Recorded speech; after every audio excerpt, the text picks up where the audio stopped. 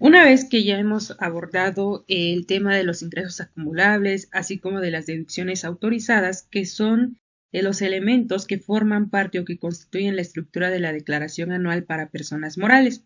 Entonces, para continuar con los elementos que constituyen la declaración anual, vamos a explicar ahora el concepto de la PTU o de la participación de los trabajadores en las utilidades de las empresas. En alguna ocasión ya abordamos el tema de la PTU, en donde explicábamos las disposiciones establecidas en la Ley Federal del Trabajo relativas precisamente a este derecho que tienen los trabajadores. Entonces, en esta ocasión vamos a explicar este concepto de la PTU tomando como fundamento no solamente la Ley Federal del Trabajo, que ya ese fue uno de los videos que ya se encuentra disponible en el canal, sino que también vamos a tomar como fundamento la ley del impuesto sobre la renta, que señala cuál es la aplicación o el impacto que tiene en la declaración anual. Vamos a partir de la Constitución Política de los Estados Unidos Mexicanos. En el título sexto señala lo relativo al trabajo y la previsión social.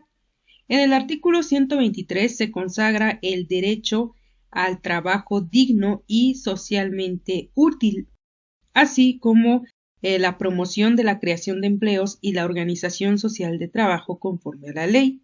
Este artículo 123 se divide en dos apartados. El apartado A, que básicamente regula la relación laboral entre particulares, es decir, en donde tanto el patrón como el trabajador son particulares, mientras que el apartado B regula la relación laboral entre los poderes de la Unión y sus trabajadores. Entonces, dentro del apartado A, en donde existe una relación laboral entre particulares, se establece dentro de la fracción novena que los trabajadores tendrán derecho a una participación en las utilidades de las empresas regulada de conformidad con una serie de normas. Como les mencionaba al iniciar este video, ya anteriormente hemos explicado este concepto de la PTU tomando como fundamento las bases que señala la Ley Federal del Trabajo. Entonces, para esta ocasión ya no vamos a ahondar tanto en las disposiciones de la Ley Federal del Trabajo ni de la Constitución Política, porque en las tarjetas les va a aparecer el video en donde ya explicamos esas disposiciones. Entonces, en este video únicamente vamos a tomar o a rescatar aquellos artículos que nos parecen más importantes y oportunos para explicar este concepto. Ahora tenemos como otro fundamento la Ley Federal del Trabajo. El capítulo octavo señala la participación de los trabajadores en las utilidades de las empresas. El artículo 117 dispone que los trabajadores participarán en las utilidades de las empresas, de conformidad con el porcentaje que determine la Comisión Nacional para la Participación de los Trabajadores en las Utilidades de las Empresas. Entonces, esta participación de los trabajadores en las utilidades de las empresas es un derecho que tienen ellos y que está consagrado tanto en la Constitución Política como también en la Ley Federal del Trabajo. Entonces, una vez que ya sabemos de dónde se deriva o de dónde se desprende este derecho de los trabajadores, vamos a continuar explicando algunas disposiciones aplicables a la PTU. En el artículo 120 se establece que el porcentaje fijado por la Comisión constituye la participación que corresponderá a los trabajadores en las utilidades de cada empresa. Para los efectos de esta ley, se considera utilidad en cada empresa la renta gravable, de conformidad con las normas de la Ley del Impuesto sobre la Renta. Bien, vamos a rescatar de este artículo dos puntos. El primero, que nos habla de un porcentaje que fija la Comisión Nacional para la PTU. Dicho porcentaje actualmente sigue siendo del 10%, es decir, el 10% de la renta gravable es lo que va a constituir la utilidad a repartir entre los trabajadores. Y el segundo punto es que esta misma Ley Federal del Trabajo nos remite a la Ley del Impuesto sobre la Renta, porque nos dice que la renta gravable la vamos a determinar de conformidad con lo que señala la Ley del Impuesto sobre la Renta. Bien, en el siguiente caso tenemos la estructura de la declaración anual para personas morales, en donde partimos de los ingresos acumulables. A esto le tenemos que restar las deducciones autorizadas, así como la participación de los trabajadores en las utilidades de las empresas pagada en el ejercicio, y con ello obtenemos una utilidad fiscal. En primera instancia podríamos pensar que la PTU se calcula sobre esta utilidad fiscal. Sin embargo, no es así. Hay que mencionar que la utilidad fiscal no es la misma base para determinar la PTU. Por ello, debemos determinar la renta gravable. Es decir, esta utilidad fiscal que tenemos como tal en la declaración anual no es la renta gravable con la cual podemos determinar la utilidad a repartir entre los trabajadores. Por eso, la Ley Federal del Trabajo hace énfasis en que la renta gravable la vamos a determinar de conformidad con las disposiciones que señala precisamente la Ley del Impuesto sobre la Renta. Esta es la forma en la cual vamos a determinar la renta gravable de conformidad con lo que señala la Ley del Impuesto sobre la Renta. Más adelante vamos a explicar cada uno de estos conceptos. Pero, como podemos ver, ya en la última parte de esta fórmula, tenemos que a la PTU del ejercicio o la que hemos determinado en el ejercicio, tendremos que sumarle también la PTU que no fue reclamada en el ejercicio anterior. ¿Por qué? El artículo 122, en su último párrafo de la Ley Federal del Trabajo, señala que el importe de las utilidades no reclamadas en el año en que sean exigibles se agregará a la utilidad repartible del año siguiente. Entonces, si en el ejercicio anterior hubo algún trabajador que por alguna razón no reclamó o no hizo válido su derecho de la PTU, no quiere decir que en este caso la persona moral ya no va a tener que pagarlo, sino que va a tener que adicionarlo a la PTU del ejercicio actual para que de esa manera pueda aumentar la utilidad repartible y por lo tanto la PTU que le corresponda a cada trabajador va a ser mayor. Y al igual que la Ley Federal del Trabajo, la Constitución Política de los Estados Unidos Mexicanos, en su artículo 123, apartado A, fracción 9, inciso E, también nos hace énfasis en que para determinar el monto de las utilidades de cada empresa, se tomará como base la renta gravable de conformidad con las disposiciones de la Ley del Impuesto sobre la Renta. Entonces, estas dos disposiciones, tanto la Constitución como la Ley Federal del Trabajo, nos están remitiendo a la Ley del Impuesto sobre la Renta, porque es esta ley la que nos va a indicar cómo vamos a determinar la renta gravable y por ende, sobre dicha base es la que tenemos que aplicar todas las demás disposiciones que señalan estos fundamentos.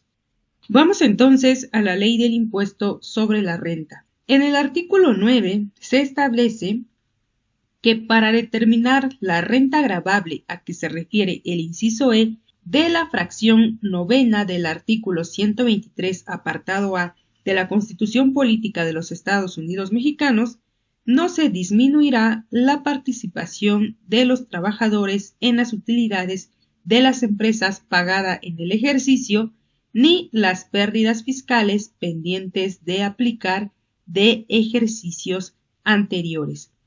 Para la determinación de la renta gravable en materia de participación de los trabajadores en las utilidades de las empresas, los contribuyentes deberán disminuir de los ingresos acumulables las cantidades que no hubiesen sido deducibles en los términos de la fracción 30ª del artículo 28 de esta ley. Entonces, el primer párrafo nos está diciendo que para determinar la renta gravable únicamente vamos a disminuir de los ingresos acumulables las deducciones autorizadas. No podemos disminuir la PTU pagada en el ejercicio ni tampoco las pérdidas fiscales pendientes de aplicar. Y el segundo párrafo nos indica que tenemos que disminuir los gastos no deducibles por ser ingresos exentos de los trabajadores. Ese último párrafo que leímos nos remite al artículo 28 en la fracción 30ª. Este artículo 28 establece cuáles son las partidas no deducibles y dentro de la fracción 30ª nos dice que no serán deducibles los pagos que a su vez sean ingresos exentos para el trabajador hasta por la cantidad que resulte de aplicar el factor de 0.53 al monto de dichos pagos. El factor a que se refiere este párrafo será del 0.47 cuando las prestaciones otorgadas por los contribuyentes a favor de sus trabajadores, que a su vez sean ingresos exentos para dichos trabajadores en el ejercicio de que se trate, no disminuyan respecto de las otorgadas en el ejercicio fiscal inmediato anterior. Vamos a explicar entonces qué es a lo que se refiere este párrafo que menciona muchos conceptos que pueden parecernos desconocidos aún. Hay que mencionar primero que los ingresos, es decir, todas las prestaciones que reciben los trabajadores, tienen una parte exenta. Dicha parte exenta está establecida en el artículo 93 de esta misma ley del impuesto sobre la renta. Por ejemplo, en la fracción 14ª de este artículo 93 nos indica que el aguinaldo tiene una parte exenta de 30 UMAS, las primas vacacionales, así como la participación de los trabajadores en las utilidades de las empresas, también tienen una parte exenta, pero de 15 UMAS, que una UMA es una unidad de medida y actualización. Más adelante vamos a explicar estos conceptos, pero pues sí es importante mencionar que las prestaciones de estos trabajadores están exentos hasta por el monto que señala la ley del impuesto sobre la renta. Entonces, es importante mencionar esto porque nos dice que precisamente el factor del 0.53 o del 0.47 lo vamos a determinar sobre los pagos que sean exentos o las prestaciones exentas de los trabajadores. La resolución miscelánea fiscal en su regla 3.3.1.29, que la resolución miscelánea fiscal contempla reglas de carácter general, nos indica que para determinar si en el ejercicio disminuyeron las prestaciones otorgadas a favor de los trabajadores, que a su vez sean ingresos exentos para dichos trabajadores respecto de las otorgadas en el ejercicio fiscal inmediato anterior, se estará a lo siguiente. Fracción primera. Se obtendrá el cociente que resulte de dividir el total de las prestaciones pagadas por el contribuyente a sus trabajadores efectuadas en el ejercicio entre el total de las remuneraciones y prestaciones pagadas por el contribuyente a sus trabajadores en el ejercicio. Y fracción segunda. Se obtendrá el cociente que resulte de dividir el total de las prestaciones pagadas por el contribuyente a sus trabajadores efectuadas en el ejercicio inmediato anterior entre el total de las remuneraciones y prestaciones pagadas por el contribuyente a sus trabajadores efectuadas en el mismo ejercicio inmediato anterior. Es decir, lo que vamos a hacer es comparar las prestaciones y remuneraciones que haya pagado la persona moral en el ejercicio actual o sobre el cual vamos a determinar la PTU y lo vamos a comparar con el ejercicio fiscal inmediato anterior para saber qué relación hubo, si incrementaron las prestaciones pagadas por la persona moral o si disminuyeron, porque de ello va a depender el cociente que podremos aplicar sobre los ingresos exentos de los trabajadores y que por lo tanto no serían deducibles para efectos de la ley del impuesto sobre la renta.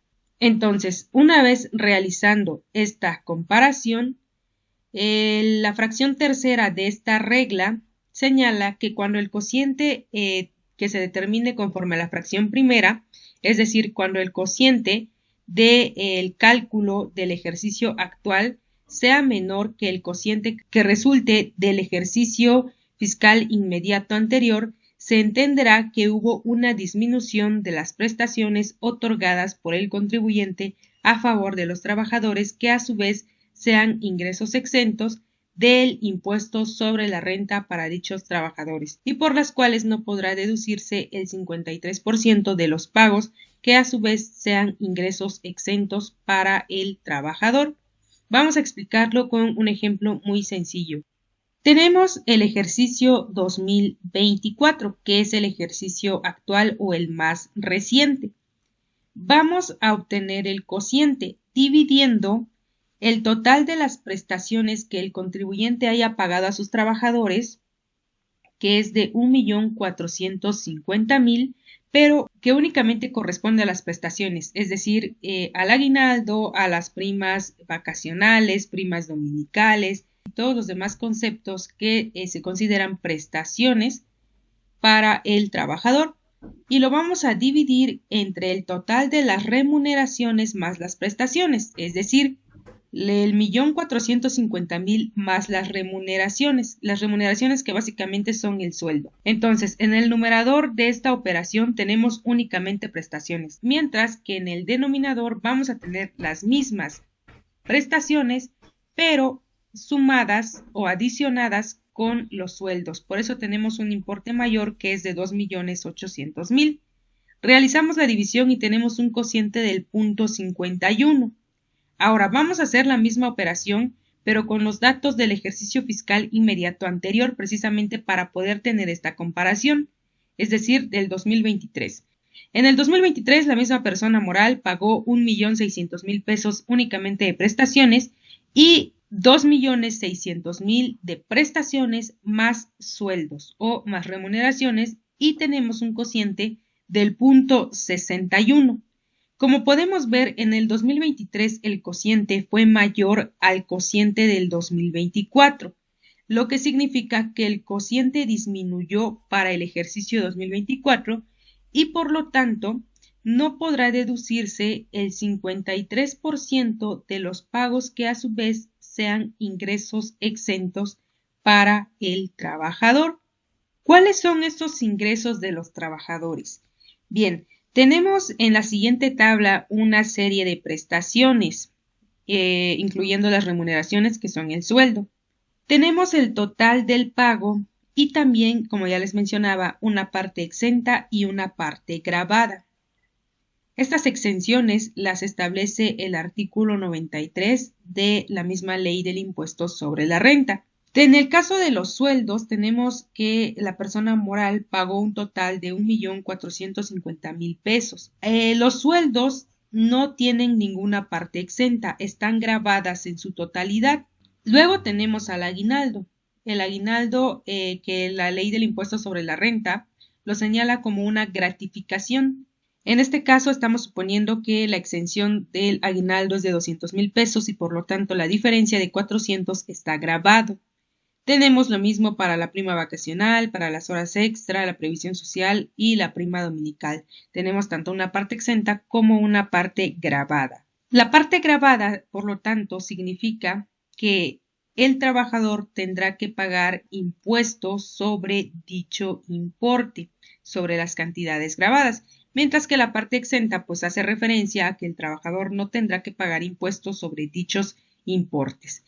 Entonces, básicamente tenemos aquí un total de prestaciones o de ingresos de los trabajadores, pero que son exentos para ellos, de 520.000 pesos.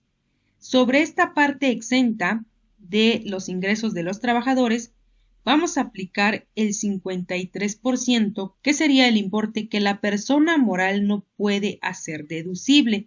¿Por qué? Porque si para el trabajador no es un ingreso que puede acumular y sobre el cual tenga que pagar impuesto, pues para el trabajador tampoco puede ser una deducción.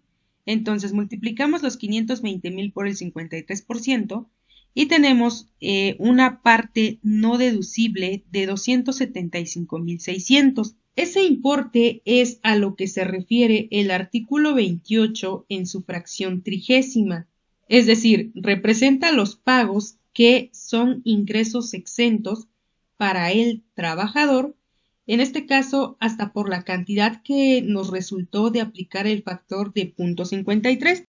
¿Y por qué aplicamos el factor de 0.53? Porque como ya realizamos la comparación de los cocientes entre el 2024 y el 2023, nos dimos cuenta que las prestaciones disminuyeron de 2023 a 2024. Entonces la parte que no podemos hacer deducible es precisamente el 53%. Si las remuneraciones y prestaciones pagadas no hubieran disminuido, es decir, si el cociente de 2024 hubiera sido mayor al cociente de 2023, entonces podríamos multiplicar aquí por el 47% y esa sería la parte no deducible. Pero como en este caso el cociente disminuyó, por eso no podemos hacer deducible el 53%.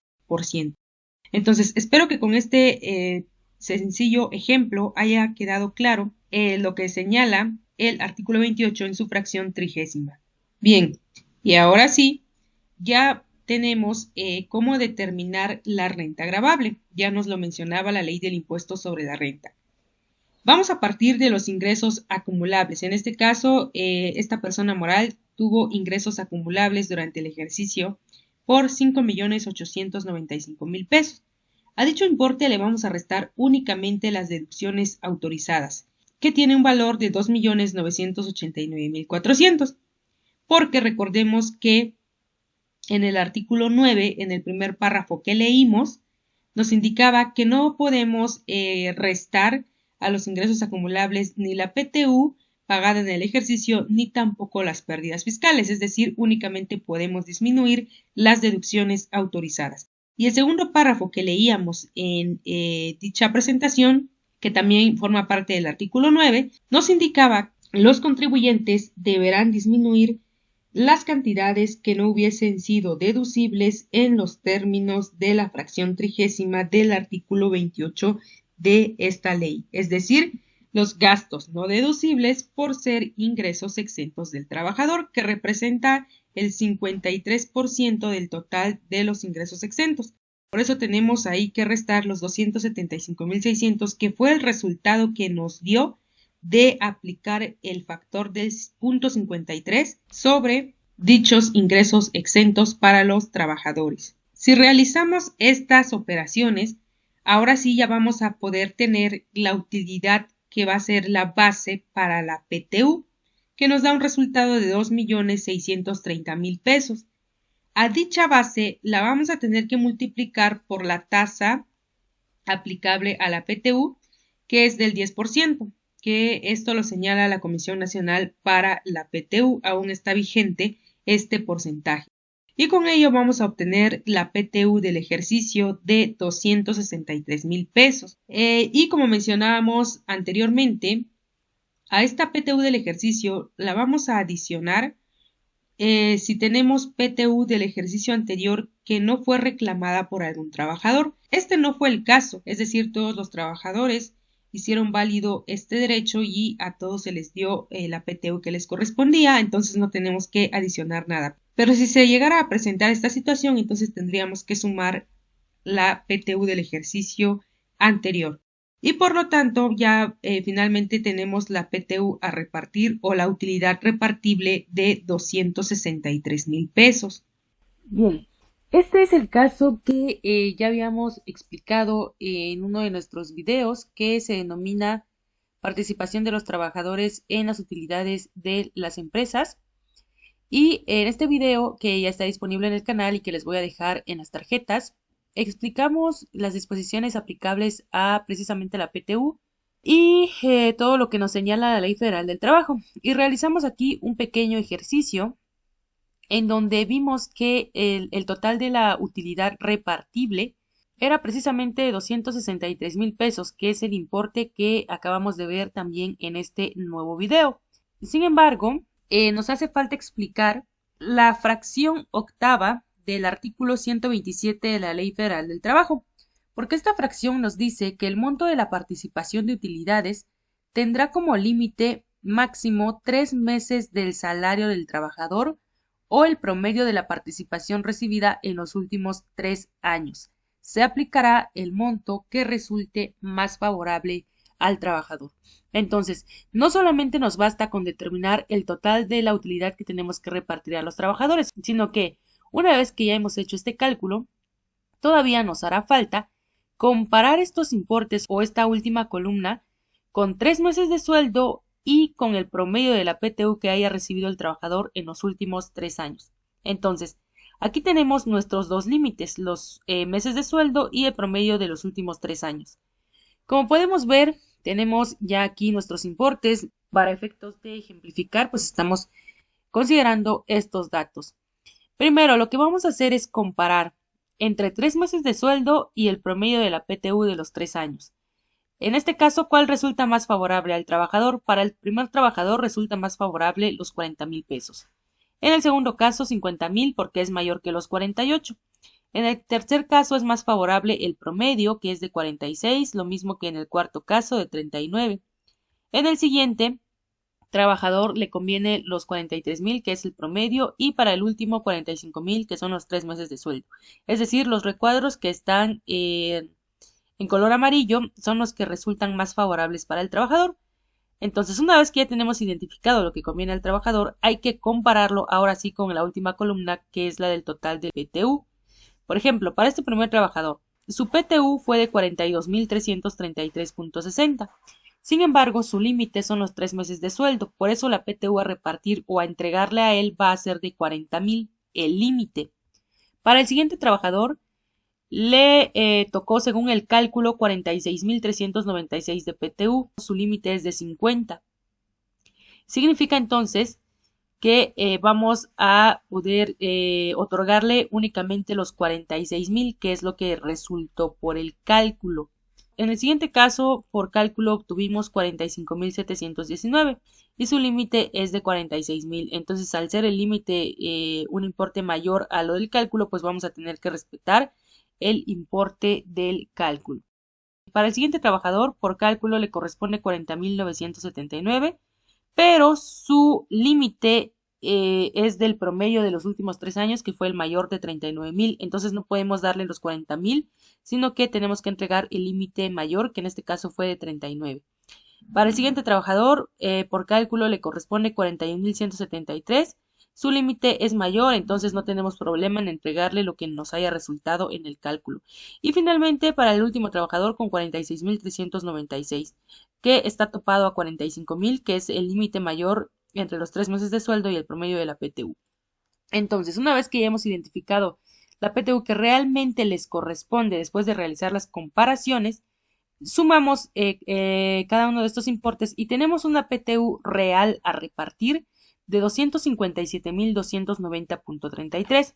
Entonces, ¿por qué me regreso a este ejercicio, que es un tema que ya hemos explicado y que fue un ejercicio que resolvimos en uno de nuestros videos? Me regreso porque quedó pendiente de explicar esta comparación entre los límites de los 3 meses de sueldo y el promedio de la PTU de los últimos 3 años. En aquel video únicamente concluimos con que la PTU a repartir era de 263,000. Sin embargo, como ya vimos, esta disposición del artículo 127 de la Ley Federal del Trabajo en su fracción octava, pues nos indica que tenemos que hacer esta comparación. ¿Y por qué es importante mencionarlo? Porque hay que tener en cuenta que una cosa es la PTU que nos resulte del cálculo y que nos dé pues la utilidad a repartir, que son los 263,000 que tenemos aquí, el 10% de la renta gravable, que fue lo que vimos también en nuestro ejercicio. Y otra cosa muy diferente es la PTU real que le va a tocar a cada trabajador después de realizar estos ajustes. Entonces, va a ser muy raro que estas cantidades lleguen a coincidir porque precisamente tenemos que hacer esta comparación, como en este caso ya vimos que tenemos una diferencia de 5,709, que esa diferencia se encuentra precisamente por estos ajustes y estas comparaciones.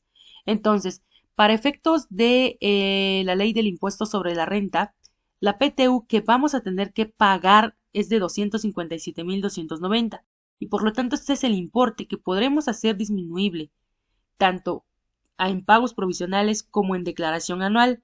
Estos 263,000 nada más serán como para tener la base de lo que vamos a repartir, pero en sí la utilidad a repartir real son los 257 y espero que quede bien claro esta diferencia entre lo que tengamos del cálculo y lo que tengamos ya después de realizar estas comparaciones y estos pequeños ajustes. Entonces, una vez dicho esto, regresamos a nuestra presentación y a continuar explicando las disposiciones de la ley del impuesto sobre la renta. Bien, entonces, ¿cómo se va a realizar el pago de la PTU? La Ley Federal del Trabajo en su artículo 122 señala que el reparto de utilidades entre los trabajadores deberá efectuarse dentro de los 60 días siguientes a la fecha en que deba pagarse el impuesto anual. La ley del impuesto sobre la renta en el artículo 9 señala que el impuesto del ejercicio se pagará mediante declaración que presentarán ante las oficinas autorizadas dentro de los 3 meses siguientes a la fecha en la que termine el ejercicio fiscal. Es decir, tenemos como fecha límite el último día del mes de marzo para presentar la declaración anual de personas morales, lo que significa que después de marzo, del último día de marzo, tenemos 60 días, prácticamente 2 meses para pagar la PTU. Por lo tanto, se tiene como fecha límite hasta el último día de mayo para que las personas morales paguen la participación de los trabajadores en las utilidades de las empresas que corresponda a cada trabajador. Bien, hasta este momento ya hemos visto cómo calcular la PTU, así como la cantidad que le corresponda a cada trabajador, tomando en cuenta las disposiciones de la Ley Federal del Trabajo. Ahora, vamos a ver cómo influye o cuál es el impacto que tiene tanto en la declaración anual como en pagos provisionales para personas morales. El mismo artículo 9 de la Ley del Impuesto sobre la Renta señala que se obtendrá la utilidad fiscal disminuyendo de la totalidad de los ingresos acumulables obtenidos en el ejercicio, las deducciones autorizadas por este título y la participación de los trabajadores en las utilidades de las empresas pagada en el ejercicio en los términos del artículo 123 de la Constitución Política de los Estados Unidos Mexicanos. Es decir, este primer párrafo nos dice o nos permite obtener la primera parte de la estructura de la declaración anual, en donde tenemos a los ingresos acumulables menos las deducciones autorizadas y menos la PTU pagada en el ejercicio. Eso nos va a dar como resultado una utilidad fiscal o bien una pérdida. Y por eso es importante determinar la PTU que le corresponda a cada trabajador y que por lo tanto se le debe de pagar, porque es el importe que vamos a disminuir en la declaración anual. Y es importante mencionar que en la declaración anual vamos a disminuir la PTU que haya sido pagada en el ejercicio. Recordemos que tenemos como fecha límite para el pago hasta el último día del mes de mayo del ejercicio siguiente al que corresponda. Es decir, para el caso de la PTU determinada durante el ejercicio 2024, la persona moral tendría hasta el último día del mes de mayo del 2025 para pagar dicha PTU o dicha utilidad repartible. Por lo tanto, si estamos haciendo la declaración anual del ejercicio 2024, que tenemos como fecha límite de presentación el último día del mes de marzo, en dicha declaración de 2024 vamos a disminuir no la PTU que haya resultado del 2024, porque esa la vamos a pagar hasta 2025, sino que vamos a restar la PTU del ejercicio 2023 y que se tuvo la obligación de haber pagado en 2024. Entonces, es importante mencionar esto para no confundir la PTU determinada en el ejercicio con la PTU pagada en el ejercicio. Y así como lo disminuimos de la declaración anual, también lo podemos disminuir en pagos provisionales. El artículo 14 señala que el monto de la PTU pagada en el ejercicio se deberá disminuir por partes iguales en los pagos provisionales correspondientes a los meses de mayo a diciembre del ejercicio fiscal. De este lado tenemos la estructura de pagos provisionales para personas morales. Tenemos a los ingresos acumulables, que los multiplicamos por un coeficiente de utilidad para obtener una utilidad estimada. A dicha utilidad le debemos restar el monto de la PTU pagada en el ejercicio, pero como lo señala este artículo, lo vamos a ir disminuyendo de mayo a diciembre en partes iguales. Ahora, la misma ley nos indica que la disminución la vamos a realizar en pagos provisionales del ejercicio, pero de manera acumulativa. Es decir, como vamos a empezar a disminuir a partir de mayo, en el mes de mayo vamos a tener una octava parte de la PTU. En el mes de junio vamos a tener 2 octavas partes de la PTU. en el mes de julio 3/8 partes y así sucesivamente hasta que lleguemos a diciembre. De manera que cuando lleguemos a diciembre ya tengamos que restar el 100% de la PTU pagada en el ejercicio, es decir, los 8/8 o el total que fuimos sumando en cada uno de estos meses. Y también el monto que se disminuya de la PTU en ningún caso será deducible de los ingresos acumulables del contribuyente.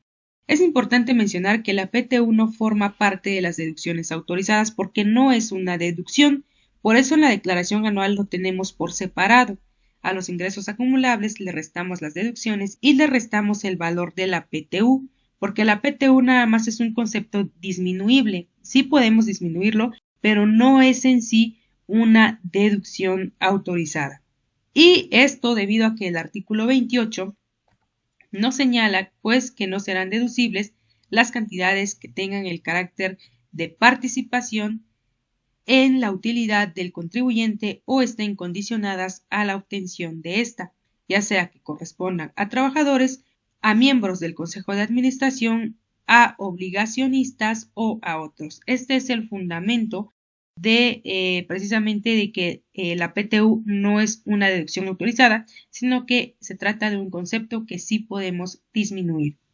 Bien, aquí tenemos la PTU pagada en el ejercicio 2024, que como se pagó en 2024, podemos deducir o podemos inferir que corresponde a la PTU que fue generada en el ejercicio anterior, es decir, en 2023, y que tuvo que haberse pagado como fecha límite hasta el último día del mes de mayo del 2024. Entonces, este importe de 257.290.33 es lo que veíamos en nuestra hoja de Excel que presentamos previamente y que resultó después de realizar los ajustes, de realizar las comparaciones que señala la misma Ley Federal del Trabajo. Es decir, la PTU que realmente se haya pagado es la que vamos a poder disminuir en pagos provisionales y en la declaración anual, porque como lo mencionábamos, una cosa es la PTU que nos haya resultado de aplicar directamente el porcentaje sobre la renta gravable, pero otra muy diferente es la PTU real a repartir después de realizar estos ajustes o estas comparaciones, porque la PTU pues sí tiene sus límites, como ya lo mencionaba la Ley Federal del Trabajo.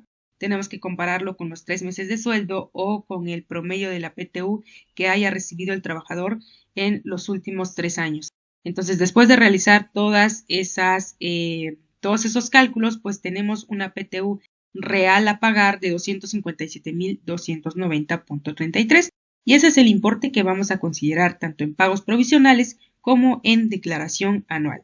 Entonces, una vez que tenemos este importe, lo vamos a dividir entre 8 meses que comprenden de mayo hasta diciembre. ¿Por qué de mayo? Porque es en mayo cuando se paga. Entonces, en enero, febrero, marzo y abril aún no se ha pagado la PTU y por lo tanto no podemos disminuir ningún importe. Pero cuando llega mayo, ahí sí ya podemos empezar a disminuir 1/8 parte cada mes para que cuando lleguemos a diciembre, pues ya podamos hacer disminuible el 100% de la PTU que haya sido pagado en el ejercicio. Entonces tenemos una PTU a disminuir en cada mes de 32.161.29 y como lo señalaba la ley del impuesto sobre la renta, esta disminución la vamos a ir haciendo de forma acumulativa, es decir, en el mes de mayo únicamente vamos a tener 1/8 parte, en el mes de junio vamos a tener también 1/8 parte, pero más la parte de mayo. Entonces tendríamos básicamente 2/8 partes y así sucesivamente. Lo podemos ver en el siguiente ejemplo, en la imagen en donde tenemos pagos provisionales del 2024. Como les mencionaba, de enero a abril no podemos disminuir importe alguno correspondiente a la PTU, únicamente a partir de mayo. Entonces, como podemos ver, tenemos nuestra utilidad estimada. A dicha utilidad estimada es a la que tenemos que restar la PTU pagada en el ejercicio. Y podemos ver que en mayo tenemos 1/8 parte, que es equivalente a los 32.161.29. En el mes de junio ya tenemos los 32.000 de junio más los 32.000 de mayo. Y que en el mes de julio ya tenemos 3/8 partes, que incluyen mayo, junio y julio, y así sucesivamente. De forma que cuando llegamos a diciembre, como podemos ver, ya tenemos en la disminución en pagos provisionales del total de la PTU pagada en el ejercicio 2024, que es de 257.290.33. Y así es como vamos restando el importe de la PTU en pagos provisionales. Esto de conformidad con lo que nos indica la ley del impuesto sobre la renta. Ahora vamos a ver cómo lo disminuimos en la declaración anual. Bien, aquí tenemos la declaración anual del 2024. Esta tiene como fecha límite de presentación el último día del mes de marzo del 2025. Entonces, en esta declaración es en donde vamos a tener los ingresos acumulables, que en este caso esta persona moral obtuvo ingresos por 7.095.632 pesos. Restamos las deducciones autorizadas de 4 millones y también restamos la PTU pagada en el ejercicio 2024, pero que fue generada en el ejercicio inmediato anterior, es decir, en 2023. Aquí es en donde vamos a colocar ya el 100% de la PTU pagada en el ejercicio, es decir, de los 257.290.33, que fue la PTU real a repartir después de realizar los cálculos o esas comparaciones que nos señala la Ley Federal del Trabajo y que ya explicamos en nuestra hoja de Excel. Y tenemos entonces una utilidad fiscal de 2.312.000. A esta utilidad fiscal, en su caso, le tendríamos que disminuir las pérdidas fiscales pendientes de aplicar, que más adelante vamos a explicar este tema. En este caso, suponiendo que no tenemos pérdidas fiscales, entonces nuestro resultado fiscal pasa a ser exactamente igual a la utilidad fiscal. Aplicamos la tasa del 30%. Y obtenemos un impuesto sobre la renta del ejercicio. Disminuimos pagos provisionales, disminuimos retenciones de ISR y tenemos el impuesto sobre la renta por pagar del ejercicio 2024 por 615.885. Más adelante vamos a llegar hasta esta estructura de la declaración anual, pero una vez que ya tengamos explicados todos los conceptos que integran esta estructura. Entonces, así es como disminuimos la PTU pagada en el ejercicio. Como ya lo vimos, no solamente en declaración anual, sino también tenemos que reconocer su impacto en pagos provisionales. Entonces, hasta este momento ya tenemos explicados los ingresos acumulables, ya tenemos también explicadas las deducciones autorizadas y ya hemos explicado la participación de los trabajadores en las utilidades de las empresas. Podemos decir entonces que a estas alturas ya conocemos o ya podemos determinar la utilidad fiscal o en su caso la pérdida fiscal en una declaración anual. Todavía nos hace falta abordar lo que resta de esta estructura, es decir, nos falta explicar las pérdidas fiscales, nos hace falta explicar también un poco sobre los pagos provisionales, que ya lo hemos visto en este caso pues de manera muy sencilla y muy resumida, pero vamos a llegar también a estos temas para que ya después de explicar cada uno de estos conceptos ya podamos tener la estructura completa explicada de la declaración anual para personas morales. Y bueno, con esto concluimos este video, un poco extenso porque pues hay muchas disposiciones que hay que tener en cuenta, pero pues espero que la explicación haya sido sencilla y que les sea de gran utilidad.